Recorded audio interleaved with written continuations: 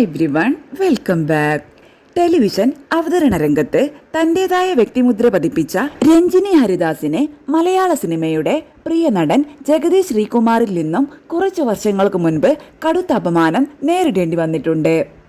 അതിനെക്കുറിച്ച് സംവിധായകൻ ആലപ്പി അഷ്റഫ് ഒരു ഇന്റർവ്യൂവിൽ പറഞ്ഞത് ഇപ്പോൾ വൈറലായിക്കൊണ്ടിരിക്കുകയാണ്.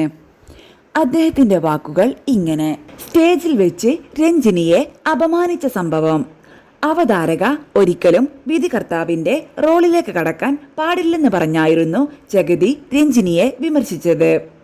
ഒരു വേദിയിൽ അതിഥിയായി എത്തിയ ആൾ അവതാരകയോട് എന്തോ മുൻ വൈരാഗ്യം തീർക്കുന്നത് പോലെയാണ് എനിക്ക് തോന്നിയത്. ജഗതിയുടെ പരിഹാസം കേട്ട് സദസ്സ് ഒന്നാക്കി ചിരിച്ചപ്പോഴും രഞ്ജിനിയും എല്ലാം ചിരിയോടെ നേരിട്ടു. പക്ഷേ പരിപാടിക്ക് ശേഷം ബാക്ക് സ്റ്റേജിൽ പോയി അവൾ പൊട്ടിക്കരഞ്ഞു. തിരിച്ചൊന്നും പറയാൻ അറിയാത്തത് കൊണ്ടല്ല, മറിച്ച് തന്റെ വേദിയിൽ വെച്ച് ഒരു അതിഥി അപമാനിക്കപ്പെടരുത് എന്ന് കരുതിയാണ് താൻ മൗനം പാലിച്ചത്.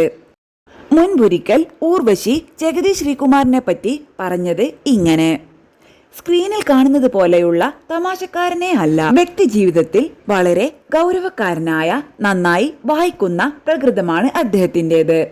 ചില സമയങ്ങളിൽ വളരെ പരുഷമായി സംസാരിക്കുന്ന അദ്ദേഹം ഞാൻ മരിച്ചാൽ പോലും നിങ്ങൾ കാണാൻ വരരുത് എന്നുവരെ കടുത്ത ഭാഷയിൽ പറയാറുണ്ടായിരുന്നു. അനാവശ്യമായി തന്നെ നോക്കി ചിരിക്കുകയോ തമാശ പറയാൻ ശ്രമിക്കുകയോ ചെയ്താൽ പെട്ടെന്ന് ദേഷ്യപ്പെടും. അദ്ദേഹം എപ്പോഴാണ് പൊട്ടിത്തെറിക്കുക എന്ന് പറയാൻ പറ്റില്ല.